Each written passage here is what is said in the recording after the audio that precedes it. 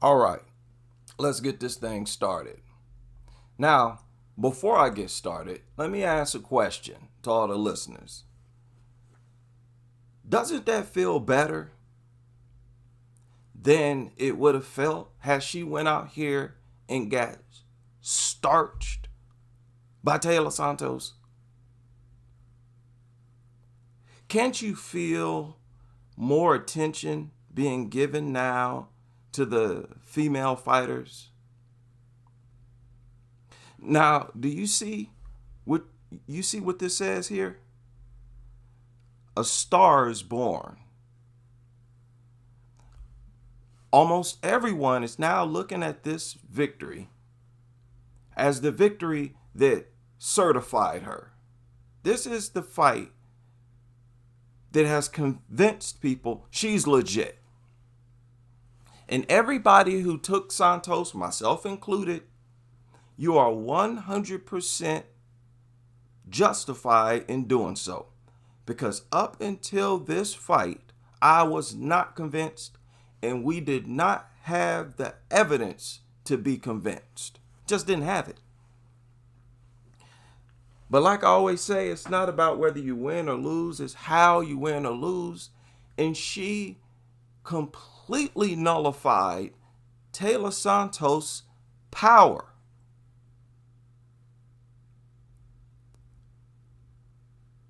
Santos wasn't even as effective as some of the previous opponents. And there was no way to really tell whether or not she'd be able to physically stuff Santos' takedown attempts, get back up after she was taken down. Right? Granted, she was a lot bigger than Santos, but the power, Santos couldn't do nothing. She couldn't do nothing. And let's be honest, we all knew that if Santos couldn't get her down, then she would be a punching bag. Everybody uses Santos as a punching bag. You remember Molly McCann? I made a whole video about that. How Molly McCann turned Santos into a punching bag. But I doubted that would happen because of how often fighters get close to Dakota. And her having been taken down before. But now, this fight is the one that has, I guess, sort of certified her. Now, some people might say, oh, Taila gave up. I can see those comments already. Taila gave up. That was sort of was she paid to give up? Let's say that she did give up. Just for argument's sake. This is for the people who might think that. Let's say Taila Santos actually just gave up. If you ask me, she gave up because she knew for the next 4 rounds, she was going to be a punching bag and might not survive it. If you ask me, Santos could not get out the way. Ain't she huge? She's like a bantamweight in there. Santos usually don't get dwarfed like that. I didn't expect that. Now I know that Dakota wears the skirts, so it's harder to gauge how big she really is because women carry their weight in their hips and thighs. But if you look at her legs or quadriceps or hamstrings, yes, she look a little thinner than Santos, but her upper body looks way bigger than Taila's. Way bigger. Now, yeah, this is your night. So if she gave up, which, I can see the comments starting already. Oh, Santos she wasn't that hurt. She just gave up. Was she paid under the table? No. Santos knew what the game was. She felt her strength. She felt Dakota's strength. How easy it was now, if Dakota is that freaky, if she's that strong, that's freakishly strong. Shevchenko wasn't able to do that. She wasn't able to deny Santos takedowns like that. That seems like crazy strength. That's crazy strength. I mean, really. I was thinking that Manon was much stronger than Dakota. Of course, Valentina much. I thought Santos would be significantly stronger. It was like Santos was like nothing. Now, when Santos had her against the cage, I know some people might look at that and say, well, she had her against the cage. But if you look, she was fighting, Dakota was fighting hands that whole time. That's why Santos couldn't do nothing. At 125, her size is going to be a huge advantage. Now, you watch the build-up, you'll see she cuts a lot of weight. Dakota cuts a lot of weight. Not sure how much longer she's going to be able to do that. But if she has to move up to bantamweight, we'll see. Hopefully, she can continue to make the weight, because now what do? Fight Liz Carmouche? Nah, I wouldn't do that. I don't think that's a good idea. Don't stick around, even though I'd take her over Carmouche, because Carmouche a punching bag too. Liz Carmouche is a punching bag too.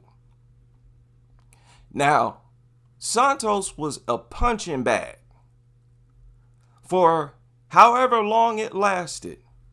She was a punching and kicking bag. Nothing but feet to the face and knuckles to the face.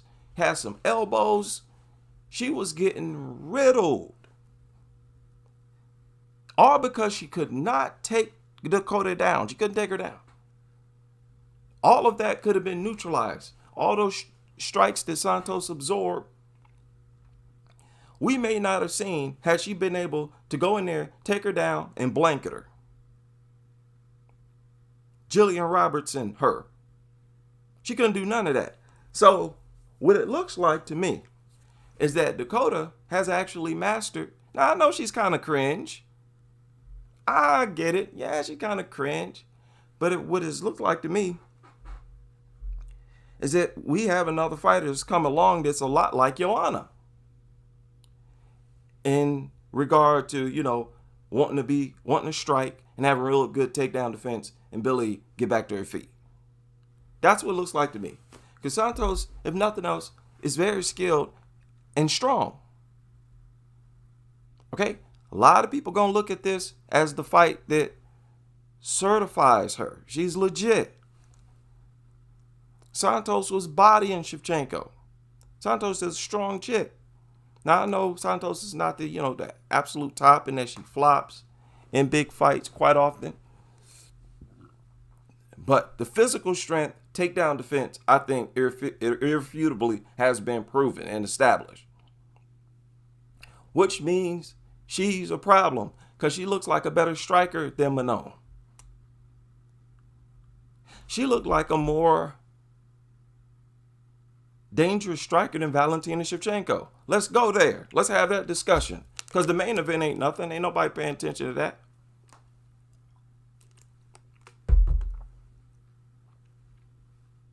No disrespect to PFL, but ain't nobody paying attention to that. She looked more dangerous as a striker than Valentina, Alexa Grasso, Manon Fiore. And can you imagine how much bigger she is than Natalia Silva? Now, Natalia Silva has a pattern of looking bigger when she in that cage. But man, if Dakota's striking is allowed to showcase itself in full bloom in every fight, similar to what we saw with Joanna, that makes Dakota one of the best in the world. My only doubt with her is the fighters who could potentially get her down. It's just so rare for us to have seen that. Look at all the strikers that have come through who eventually was taken down and ragdolled. You go down the list. Marina Rodriguez is fighter after fighter after fighter after fighter. But finally, it looks like, I'm going to go ahead and say it, it looks like we have another one. Now, doesn't this help WMMA? Can't you feel it? Can you feel the energy? This is what I'm going to do. And this is why I'm going to do it. Get behind whoever's doing well. It's like all the fighters are at this real low level and they just need to be picked up a little bit. Now, you know what's weird? What's happening? PFL taking over the UFC. If Kayla Harrison go in there and mop the floor with Juliana Pena, which hopefully she does, what is that going to look like? Now, I know Dakota hasn't fought any UFC fighters yet, but she just dusted off a well-respected one. Just dusted. And she destroyed Taila Santos. Santos usually has some success striking. But Santos' bottom half got lit up. And her top half. She got hit so many times in the head, I currently can't remember how many times she took licks to the head. The same is true with her legs. She was eating all kinds of leg kicks and body shots. So Dakota is she's a very high level striker. Just telling me, let's just say it. She's a high level, you know it's coming. She's a high level striker. The thing that throws people off, and threw me off, still throws me off, is how valley girlish she seems. You know, and that's what's going to attract people to her. She seems like a, suburban, valley white girl, picket fence, Brad husband, not nonviolent. That's see, there's different kinds of, the white chicks that's all tattooed and up. You expect them to be tough. The Beck Rawlings type. Yeah, you expect no white chick to be tough. This is the type you just don't expect to be tough. And it's not a race thing. It's more like a nerd thing. Like you got that other nerd. Like nerds, you just don't expect to be fighters. Roxanne, a big part of her appeal was that she was a freaking nerd. It's like, what are you doing fighting? You're an English teacher. What are you doing? Now keep track of her social media. On one of the videos I made, pre-fight videos, I point out how Dakota currently has a relatively small following. You watch how it skyrockets now. You watch it skyrocket now. People are definitely, I'm telling you now, going to look at this as the fight that made her legit. Okay, let us now check out this chick that we've been hearing about. Because I'm telling you, there's a huge portion of MMA fans who heard about Dakota and brushed her off even after looking at a few of her highlights. They might look at her highlights, and man, please get out of here. Nobody care about you, PFL. You PFL. You're not legit. You PFL. But now when they hear, she just destroyed Taila Santos, we got to check out who's this chick? Really? Not only beat her, this wasn't no gift decision, split decision, back and forth war. She was obliterated. Boxed her face clean off, boxed her legs off, boxed her ass, quads, calves, hamstrings, she hit every body part on Taila Santos. Knocked it clean off her body. Spanked her. This was embarrassing. This was the most embarrassing loss of Taila Santos' career. I don't want to leave this stream having forgotten to say particular things. Okay? And let's just deal with facts. There ain't going to be no fanboying. You ain't heard no fanboying yet, and there won't be none. We're going to just deal with facts. This is the most embarrassing loss of Taila Santos' career. Easy. She went in there and got wobble-headed in it. Wobble headed it for almost 2 rounds and stopped. Wobble legged it too. Wobble bodied. It was a point, I think, in the second round, Dakota lands a jab to her body, and it moved Santos back. I'm like, what? Dakota has Tommy Hearns-like power as far as delivery system. Max Holloway type delivery system. Long, gangly, but heavy-handed. I'm that way.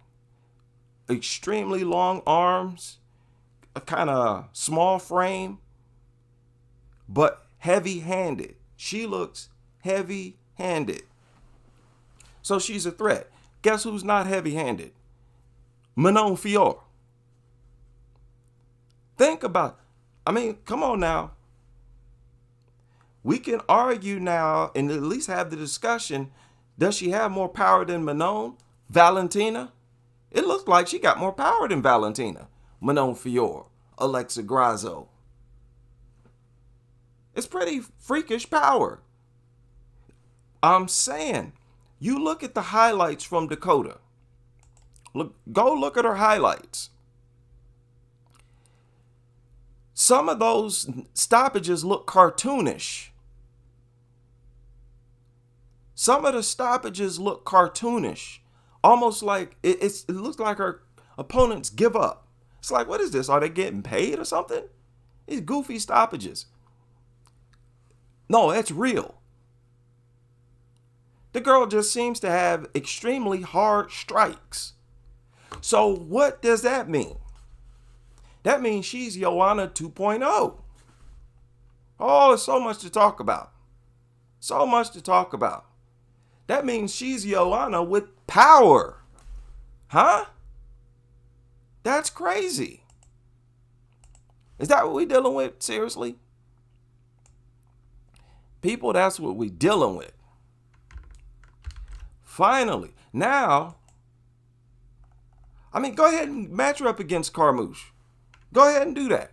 Because I don't think Carmouche is going to be able to take her down. I'm sorry. She's not going to be able to take her down. She's going to force Carmouche to stand. Look at this. She all giddy and looking. She's going to force Carmouche to stand and going to wobble head her too. I know she's, looks are deceiving, obviously. But from this seat, she looks like a legit elite level striker. The myths, the questions, I think have been answered. Y'all can think what you want. I know there's a lot of creative thinkers out there, but Taila Santos is durable. That's the first time she's been stopped. TKO'd. And I know Santos has shown vulnerability to high-level strikers. I always mention the Molly McCann fight. Molly was like, she was schooling Santos in the striking department in that fight. But Santos always find a way to stay in the fight, get the fight to the ground, and be competitive. Okay? That's just what it is. Her fight against Erin is when she looked the worst. And Erin Blanchfield. I don't like Erin's chances now. Because Erin couldn't get Manon down like that. So it took a long time for Dakota to fight a legit fighter, or a fighter who we all thought was legit. She finally has. Some people still won't be convinced. That's fine. But from this seat, from what I saw, she destroyed her. Santos' power, it did not show itself. Her takedown ability keep her opponent down, didn't show itself. Her size didn't show itself. And no head movement. Santos, listen, man, that if that would have that she would have been a punching bag the rest of the fight. Had she not given up or been stopped just then, she would have been getting taxed. It would have gotten worse for her going forward. Because another thing with Dakota, don't seem like she get tired. Santos was getting tired already. So you just imagine that. A tired Santos, round 3, round 4, standing in one spot like she always does. And when she's tired, that head moves even less. She don't move her head when she's fresh.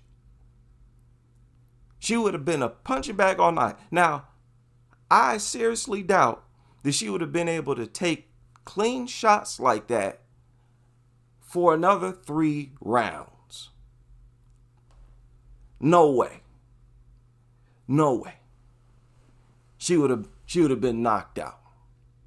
So it's interesting to see. Legit fighter. Now,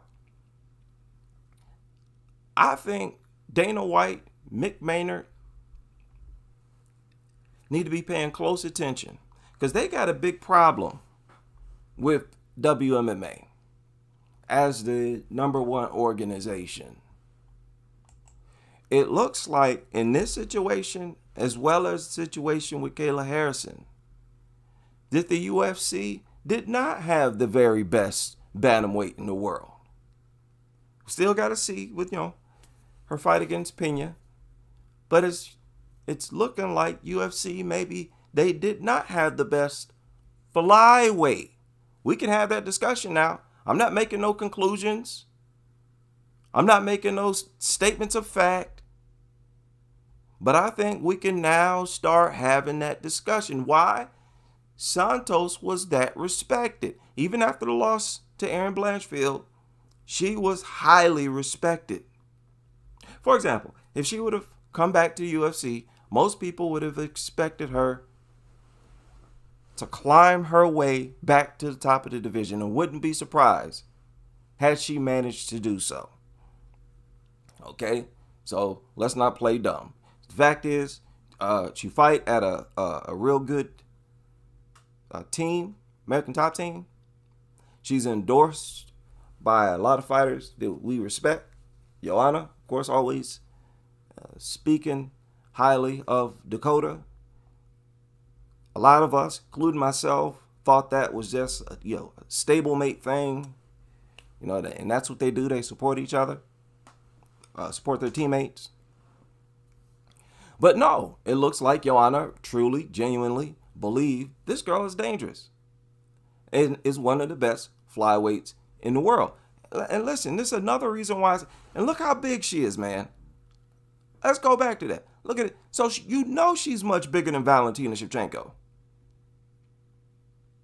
Do y'all think Shevchenko? What if Shevchenko just can't get Dakota down? I know that the Shevchenko worshipers levitated down from the sky as soon as I started talking about her. How do you think that's going to go for Shevchenko if she can't get? And now it looks like there's a good chance Shevchenko wouldn't be able to get her down.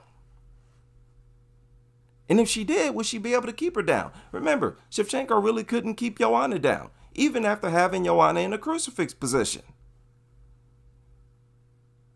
How old is Dakota? How old is Dakota? See? How old is she? We're about to find out now. This is what this is. This is just the new wave. Out with the old.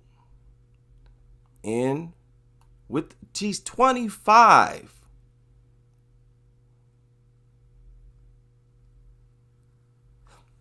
Before the fight, they played a video of her mother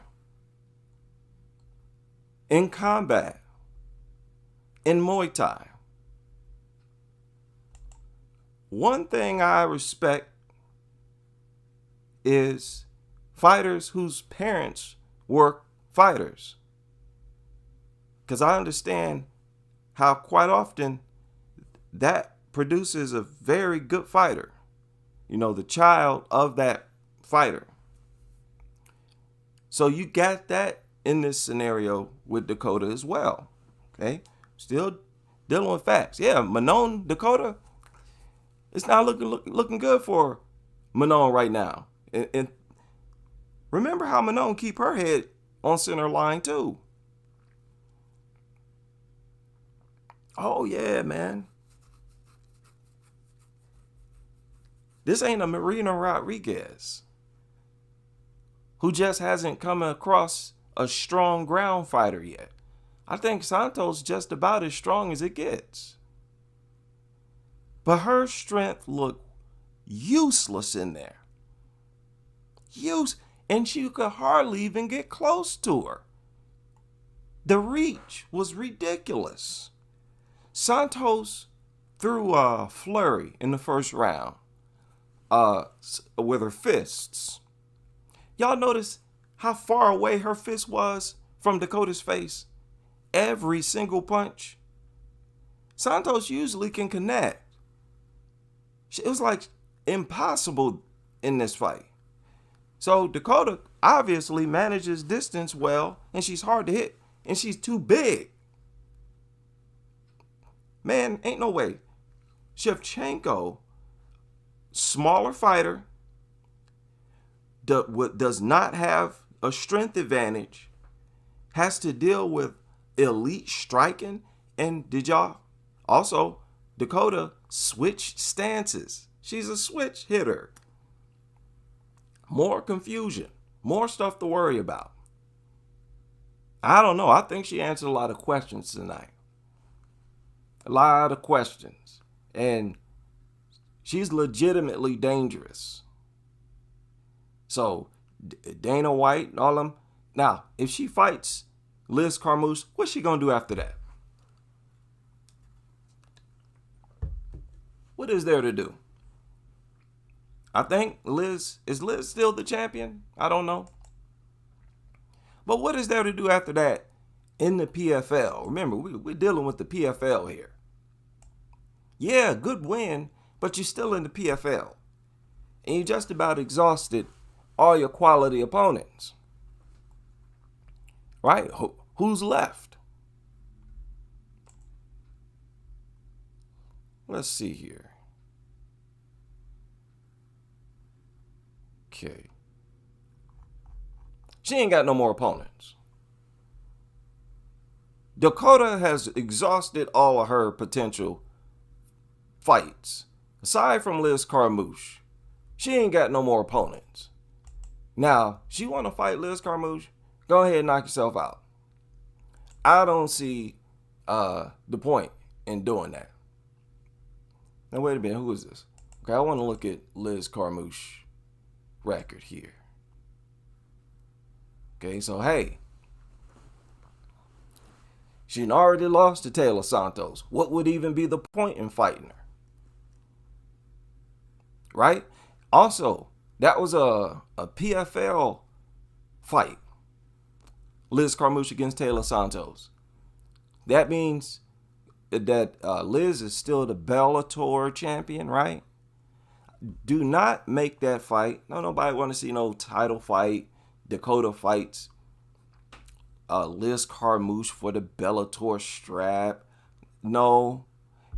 In fact, let's go ahead and say it right now. There ain't nobody left in PFL for her to fight. That's what it is. We don't want no rematch. None of that. Now it's time to move on. Isn't it? Or is there a flyweight in the PFL that, you know, I haven't that I'm not aware of. So y'all need to go ahead and call a meeting. Mick Maynard, Dana White, okay, because y'all's WMMA segment, y'all falling apart. Your division's falling apart. You got Kayla struggling all by herself, carrying a whole division on her shoulders. Whaley basically carrying the whole division on her shoulders. Okay, you got PFL fighters could potentially come in here and take over the UFC, beat up all your champions. What if Kayla go in there and just put the smack down on Juliana Pena? And then Dakota comes in and puts the smackdown on y'all's champion. Now look at this victory here. It would be totally acceptable for Dakota to fight the sitting UFC champion. They've done it before with the men, haven't they? Where other champions have come in, immediately fought the champion. Y'all better do something different with the women, man, because they struggle to stand out. They struggle to stand out. Strike when it's hot. It's hot now. Okay? Shevchenko is got a tough fight coming up. She got a tough fight coming up. And you know how dramatic that would be? Let's say they sign Dakota. And let's say Dakota comes in and puts the smackdown on whoever has the belt. I want to say Shevchenko, because, you know, I think currently she's the strongest possible champion. Shevchenko Omino, just put the smackdown on him. You know how much attention that would bring to the women's mixed martial arts in the UFC? Because the narrative has always been the UFC fighters are so much better than the PFL fighters. Except this PFL champion just came in and put the smackdown on the UFC champion. That'd be crazy. And you know what? Dakota needs to not waste no more time. At 25, she needs to strike while it's hot. Don't waste no more time over there in the PFL. Immediately campaign to be a UFC fighter. Flat out. Now, you might go in there and get whooped. But what are the chances that somebody else going to be able to take her down, keep her down, muscle her down? Because I don't see nobody really outstriking her. I'm not seeing that. Not seeing that. Nobody going to outstrike her. Don't waste no more time. Campaign to be a UFC fighter. Go over there and try to whoop on those fighters. Because you got a lot of older fighters up there. Manon, early 30s, 32, 33, something like that. Valentina, 34, something like that. You got these mid to early 30s. At 25, when you're that polished at age 25, you got freakish, you need to go all out like Mike Tyson did.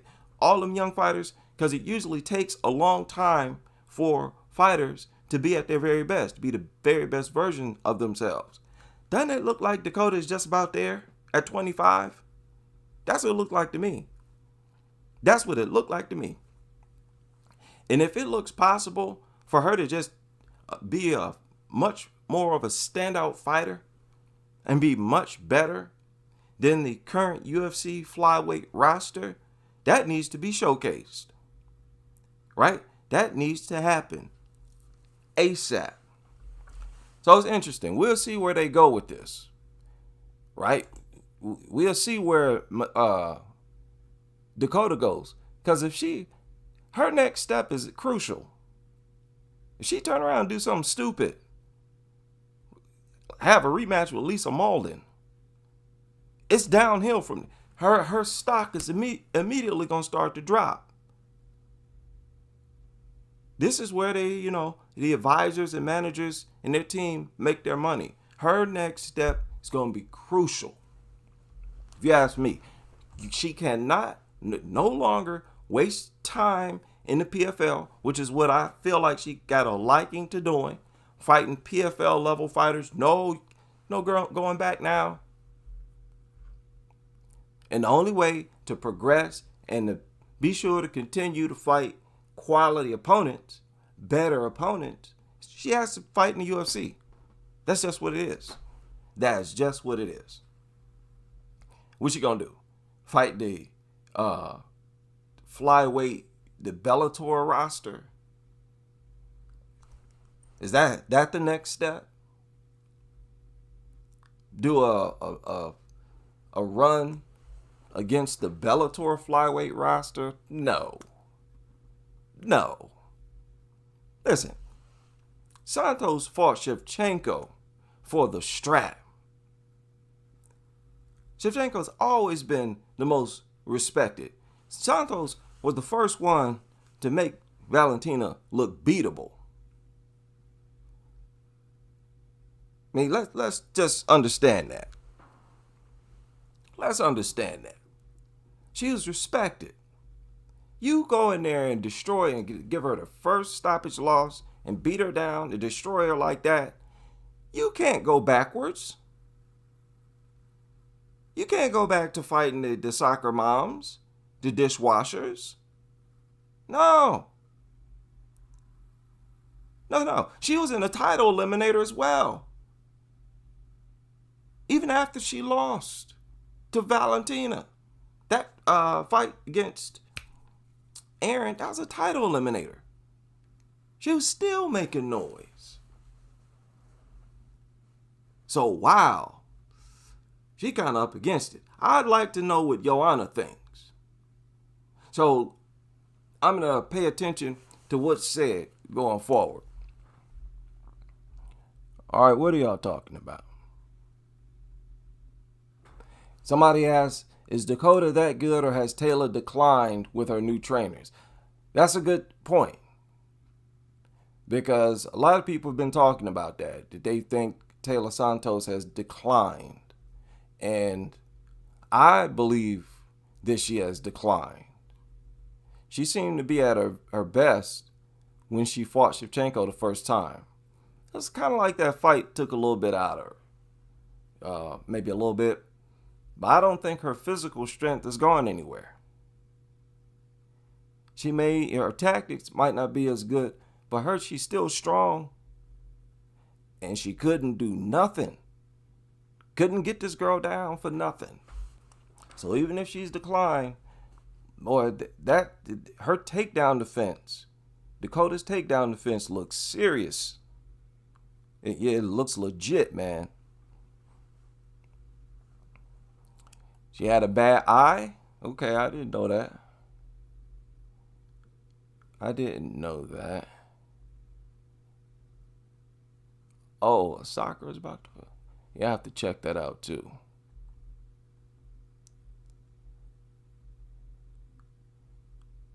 Okay.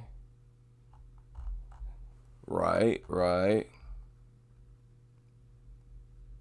The only downfall is we're going to have to deal with the thirsty simp dudes that will pop up for all around. Oh, yeah, it started already. Who is this gorgeous babe, dude? Didn't realize significant size difference until I watched this fight. I was the same way. I didn't expect Dakota to be that much big.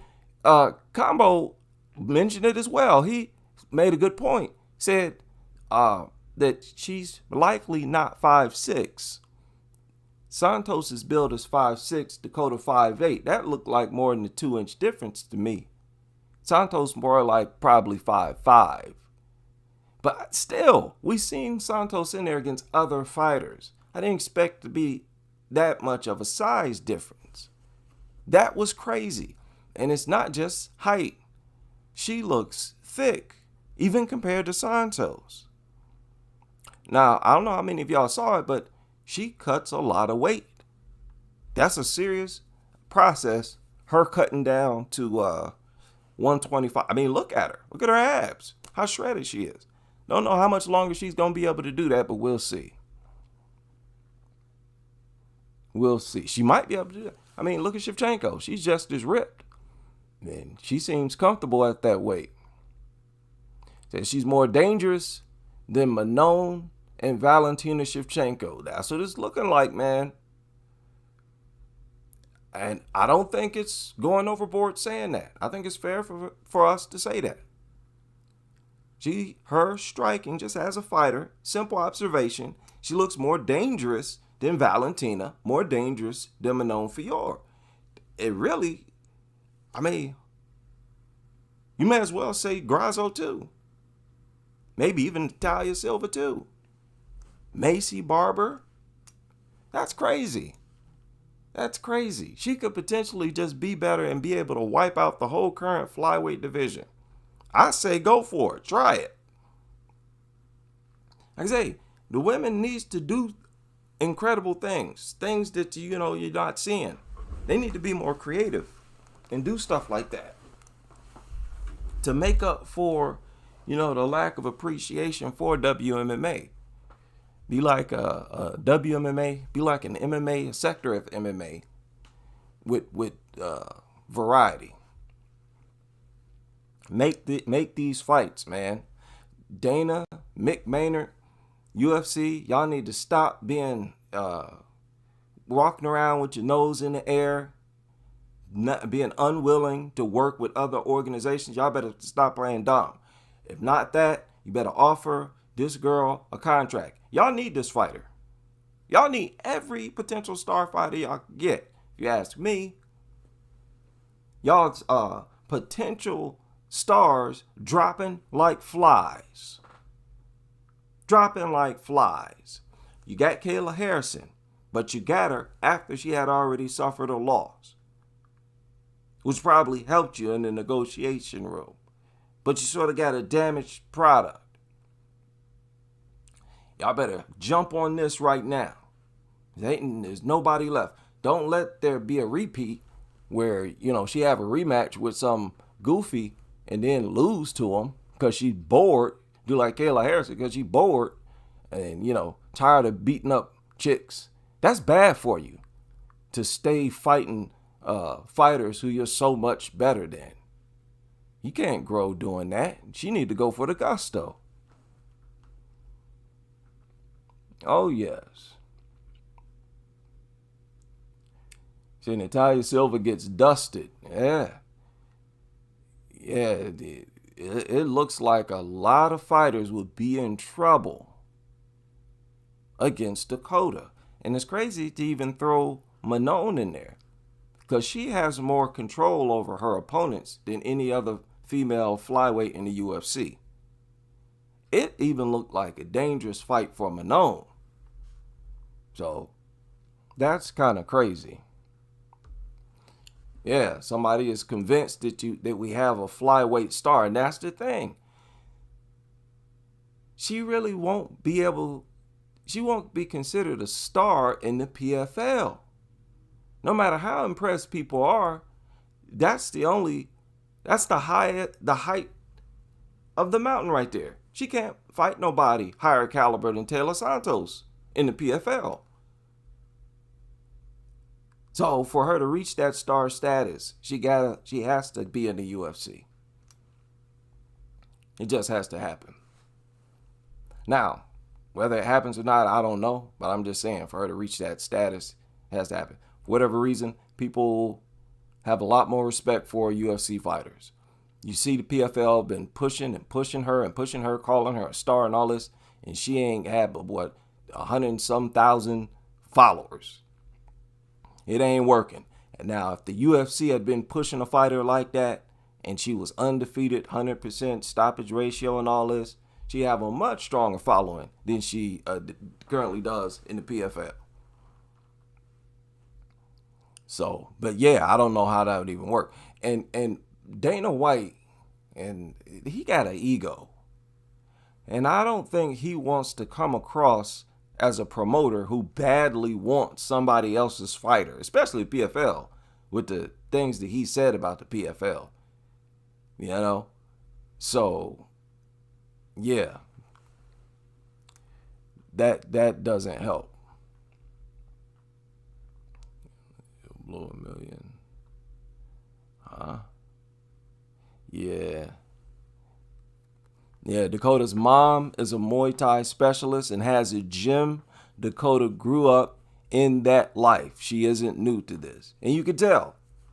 Going into this fight, I said she is a better striker than Taila Santos.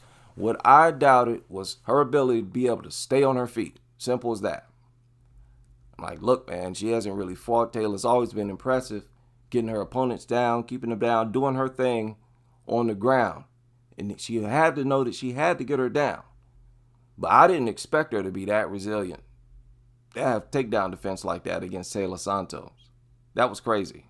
Not just takedown defense, physical strength, period. She looked just a whole lot stronger than Taila Santos. That's crazy. That's crazy. And that's what makes her a lot more dangerous than I previously thought. And she a lot bigger than I previously thought. Yeah, she destroyed her. Just absolutely. She embarrassed her. That was embarrassing. A bad whooping. How many times she got kicked in the face?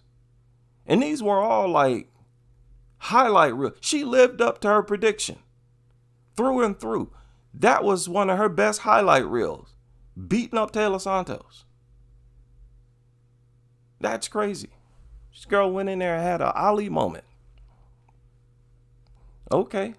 So again, you know, where do you go from here in the PFL? Right. Yeah. Manone's probably better on the ground. A lot of fighters, I'm sure, better than Dakota on the ground. She looks hard to keep down, hard to take down, and look hard to keep down. So, yeah, we'll see.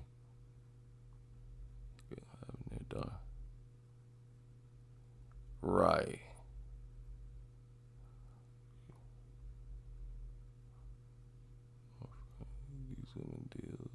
Right.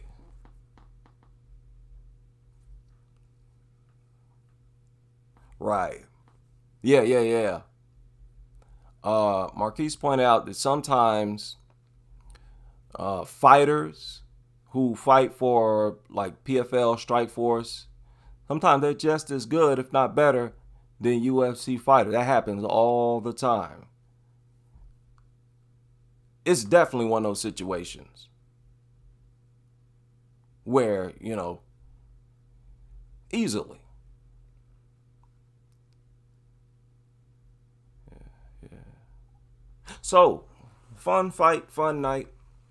I'll keep an eye on the discussions as they pop up. Anybody say something crazy, I'm jumping all over it. I will see y'all on the next live stream.